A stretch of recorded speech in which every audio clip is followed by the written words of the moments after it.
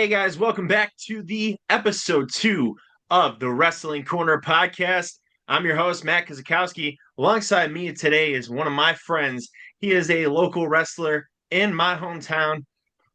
This is Judas Chavez. Judas, how you doing, brother? I'm doing good, man. I'm doing good. I'm happy to be back. Awesome, man. I'm glad to have you. You were my last guest on my show before I did my rebrand, before I took a step away.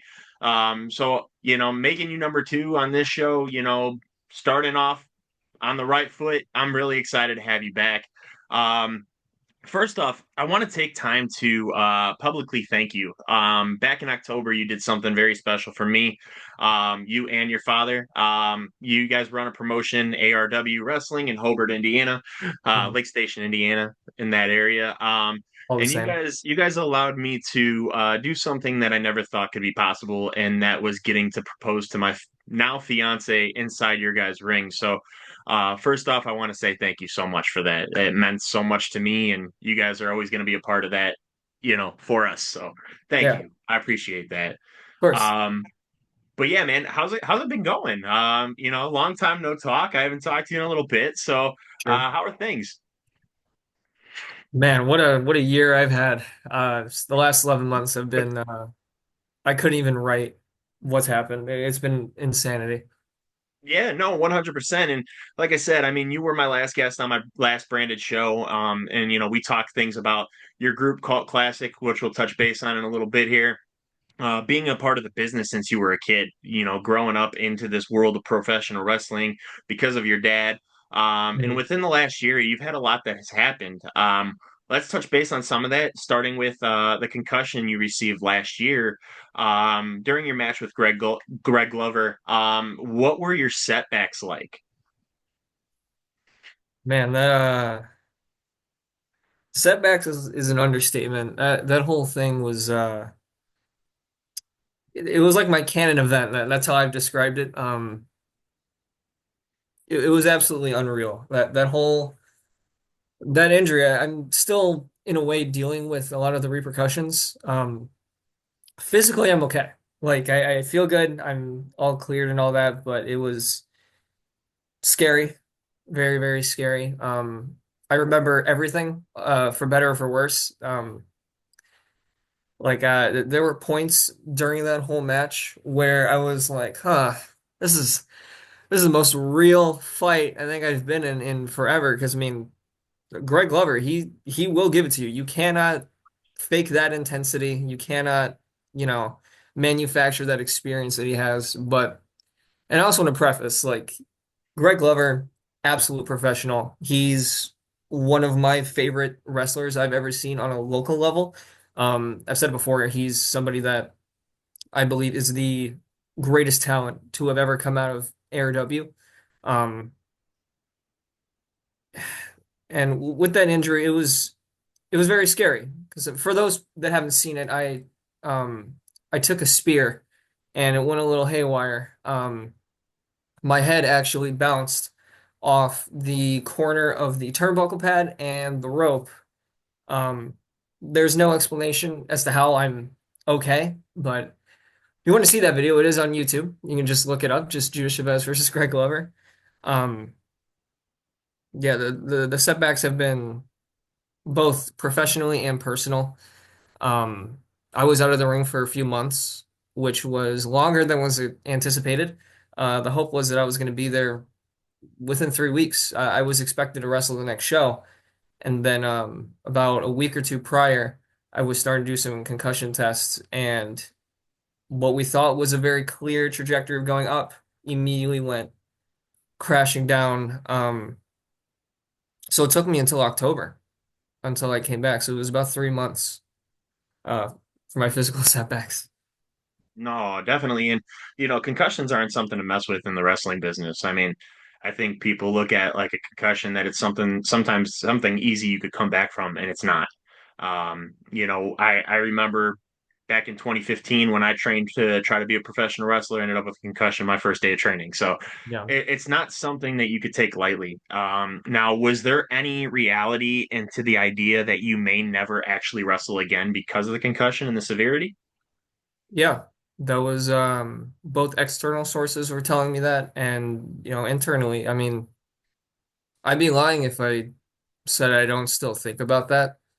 Um, j just like I said, physically I'm okay, but with everything that kind of transpired, both that whole day was just very overwhelming with the injury, and then immediately getting a standing ovation from an audience I was not expecting to get.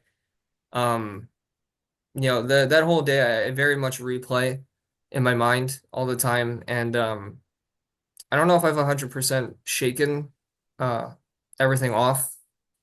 Um, but I'm still going. I've had several matches. I think I've had my best match thus far back in November with Josh Moon, Brendan Balling, and Donovan Marcellus. So concussion didn't stop me. Don't know what can. Oh, 100%. Absolutely incredible match, by the way. Um, Probably, one of the best matches I've seen live. And, the fatal four-way aspect, you guys are all four very talented young men, and you guys have such bright futures ahead of you. And seeing all that talent in the ring and how you guys just maneuvered, and worked, it was fantastic to watch. And anybody listening to this, if you haven't watched that match, go check it out. Now, with that being said, with the concussion, with the injury, with the setbacks, when you got back into the ring the first time, it was back in October. I believe you wrestled Wade Evans, right? That was the show that I proposed at. Yeah. Now that was your first match back. When you were preparing to get back in the ring, when you were preparing for that match, were there any thoughts of in your back of your head that said, "Man, maybe I can't do this," or were you nervous to step back into the ring, or were you like, "I'm gonna just continue to go back up"? So I was having a lot of doubt, which isn't uncommon for me. Um, that whole few months span, like I was very much like, I don't know if this is a good idea. I don't know if I can do this. I don't know where I'm at. So I'm definitely not the same person that I was after that injury.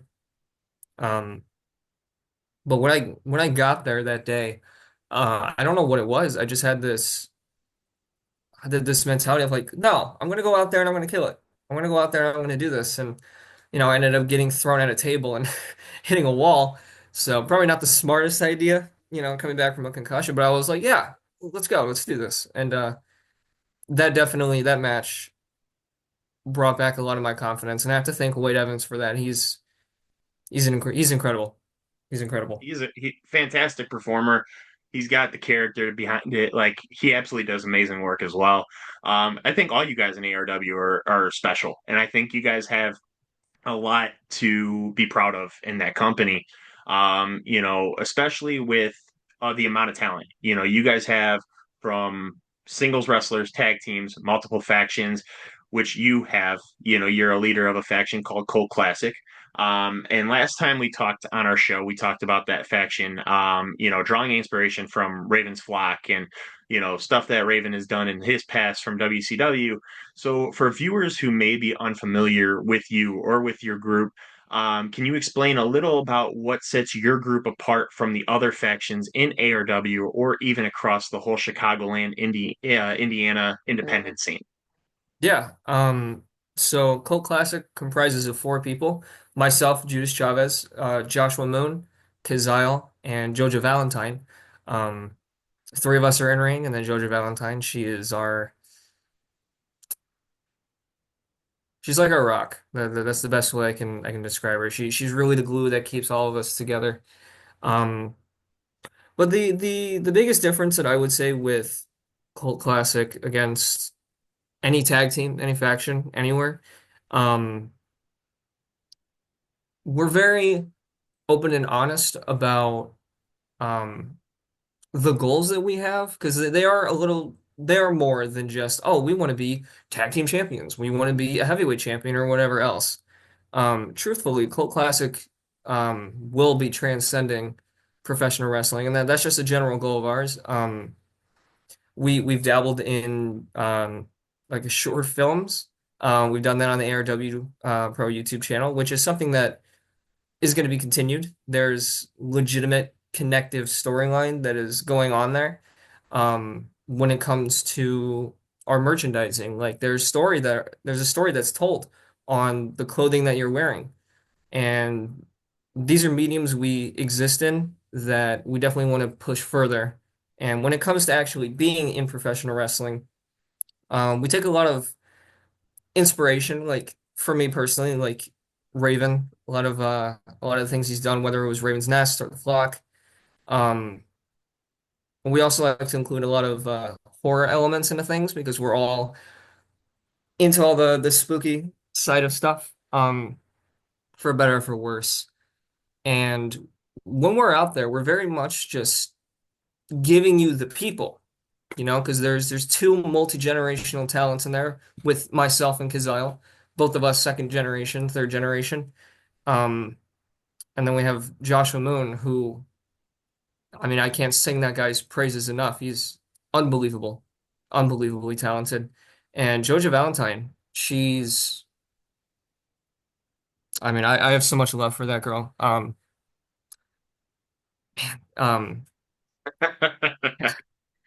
yeah, Cult Classic it really is a passion project because it's a combined effort of all these people that say, you know what, my love for professional wrestling needs to be expressed, and I'm going to do that any way I can.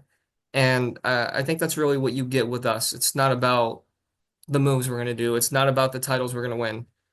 We're showing you who we are as people. And if you Yep. like us, you're more than welcome to what we do. If you hate us, well, pay a ticket to watch your favorite shut us up. It's not going to happen though. No, 100%. You guys have something special with that group, 100%. And I watch how you guys carry yourselves in the ring. How you guys handle everything. Your backstage videos that you guys do and post. You could tell the passion in your guys' hearts with what you guys do, and it's absolutely incredible. With so many accomplishments and character developments behind you already, what do we see for Judas in 2025? Man, I put something out on social media a few months ago, right after the Fatal Four Way match in November, um, saying that the last, or I guess the first 2 years of my career were a legitimate origin story, which is how the Judas Chavez character was approached. It was very much like, okay, if we're going to be doing this whole storyline when I was involved with the Horde and the minority owner of ARW, Mark White, like all these things from 2022 into the last couple years, there was a long-term set up plan of a coming of age story from the kid everybody watched grow up, turning over to the dark side, and then making his way back. And it took a few years. It was a path that, while having to adjust, um, I think is legitimately one of the best long-term stories that's been told in independent wrestling in a long time. And now that that's over, I did have a moment where I was like, "Ooh, what do I do now?" And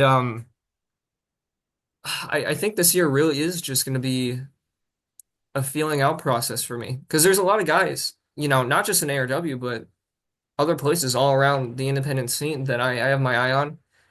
And, we're only 2 months in to this year, but I have my eyes on a few people. So we'll have to Is wait there and see. somebody is there somebody specific on the independent scene that you would love to get your hands on in this year?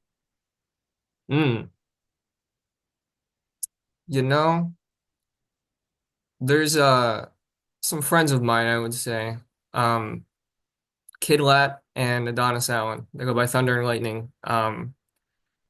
Great guys. I've known them for a little while now, and anytime I get a chance to see them, I'm always thrilled with what they're doing. 'Cause they're also young guys, and those are people you're definitely going to want to watch. And whether I can get Kid Lat in a singles or Adonis in a singles or even a tag match, I think that's somebody that I'd like to mess around with. Well, hopefully we could get that match in ARW this year. Summertime would be fantastic, doing Yeah. an outdoor arena, absolutely incredible. Speaking of outdoor arenas, I want to ask you this because the way ARW is set up, when you guys do it at the American Legion, you Mm. guys have a really low ceiling in there. When you guys do stuff in there compared to when you guys can wrestle in higher ceiling places or outside, outdoors, how do you change your styles and your move sets to fit something where the ceiling's so low compared to having a wider spectrum? So when it comes to a more intimate setting or like a low ceiling, sound travels, and with how intimate everything is, your senses are going to be hyper fixated and hyper focused on what's directly in front of you. And I personally feel it's easier to do any sort of performance in an environment like that because I'm able to just look right over and I can say something and it's going to be booming through and echoing across, the last few rows. Um, when it comes to actual match structure, for me, it doesn't really change too much. I think it really just has to do with the audibles that I am saying to people in the crowd. Like if I see somebody saying whatever to me, like I might have to yell a little bit more just because sound's gonna go everywhere. Right. Um, I think that's really the only difference for me. Everything else is just pretty, I don't know, equal. Oh, definitely. You always see stuff like that, but then you see guys like Brendan Balling, who we touched base, talked about earlier, who Yeah. is a high flyer in that ring. So to see somebody do stuff off the top rope and stuff like that, it's very hard to do when you're a high flyer in a Oh, yeah. smaller ceiling area. But we talked base about 2025, with the year starting and everything like that. So with the year underway, do we see you winning some gold this year? Maybe even gold around your waist, the one that Joshua Moon's wearing. Do we see gold coming in your future? I've been having my eye on the Indiana State Championship for a little while now. And I'm ecstatic that, Josh Moon has it. The fact that it's in Cult Classic period, I mean, I'm over the moon here. Um, No pun intended. yeah, of course. Um, I think regardless if it's for the championship or not, the idea of facing Josh Moon is something and he really want to happen. I mean, from the first day of him training, like the first guy that he ever stepped in a ring with was me. So I've been with him through this whole journey. He's been with me through this whole journey. We throw things back and forth. We just work so well. And I know that whenever, because it is going to happen, whenever me and Josh Moon get in that ring, it's going to be magic. And it's going to be a moment that nobody is going to forget. And whether that is for the Indiana State Championship or not, doesn't matter to me, but it would be really sweet if I can take that off his hands for him. Oh no, 100%, because the leader has to take the gold from the other people, right? 100%. That's how professional wrestling works. No, but for real, that match is going to be special, especially because there's chemistry between friends inside that ring when you guys go head to head, and especially working closer with him, you guys have that more chemistry than you versus somebody that you don't work on a constant basis with inside and outside of the ring. You talked about it earlier where you guys tell stories with your merchandise and you guys tell stories with backstage videos. You guys have been telling the story for such a long time now that I think that match can make things, into even a bigger story than what it is now. Hmm. Cold Classic could go worldwide, and I think that could be something special. We'll see that match hopefully this year. I think that'd be, something special to see. Um, but speaking of gold, this is something you've been, chasing for a bit now with, like you said, the Indiana State Championship. You've been going after Donovan Marcellus for a while. Haven't got your hands on him yet for that title. Josh Moon took the title from him in that four-way match. Mhm. Um, Tell me a little bit about how you felt like, with that match being the case and you not getting the chance to take the title off of Donovan. How do you feel about that story now? Like, how do you feel how that story can end between you and Donovan? Because it's still going, in the retrospect of things, and it's going to continue to go on for a while. How do we see that story continuing, even if it's not for the title? Hmm. Well, there's legitimate just God, that guy. I'm gonna get hot here. That guy just. Hmm. Oh man. I've known Donovan since we were children. You know, our fathers wrestled together. Our families are intertwined. You know, before that, and I think it's just the natural progression of us aging and what that's going to look like. We're going like this in life. Sometimes we're going to butt heads. Maybe one day, I don't know, he might calm down a bit and I can see myself teaming with him or helping him in his goals, or maybe vice versa. But right now, probably not. That guy's an attitude and he needs to get it checked. And I would love to be the person that does that. But right now he's doing very well. You know, he's an incredible talent. Um, Anytime he goes out there, I mean, everybody's on their feet trying to put their hands on him and trying to rip him apart. And inevitably, we're going to cross paths again, whether he wants to or not, and whether I want to or not. I'm sure it's going to happen. And the next time it does, I'm going to get my lick back, and I'm finally going to get a win over him myself. We can't wait to see it because, like you said, he's got an attitude. I was there when he turned on Greg Glover. I was there that match, Yeah.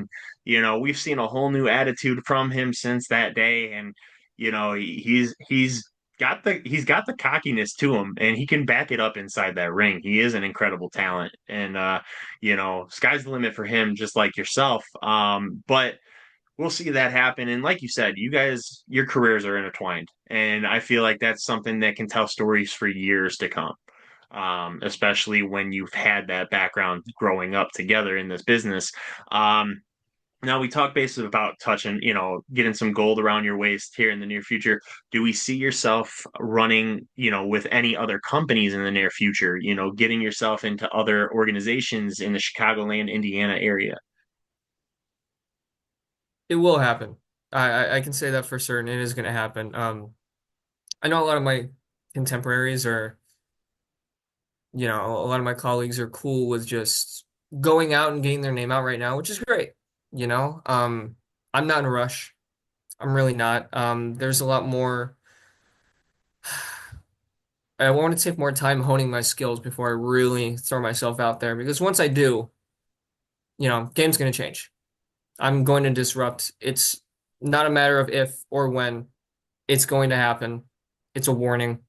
Everybody around this area understands because I mean, there's my name has been said in other places. Other people would like to see me elsewhere, and when that time comes, which will be sooner rather than later, um, I'm going to put the entire professional wrestling scene on notice. I mean, th three generations worth of knowledge, you know, implemented in me, and it's not like I take wrestling for granted. It's a genuine love, and it is my life, and I'm going to display that. I'm going to display all that passion, all that emotion out, and there's nobody, absolutely nobody that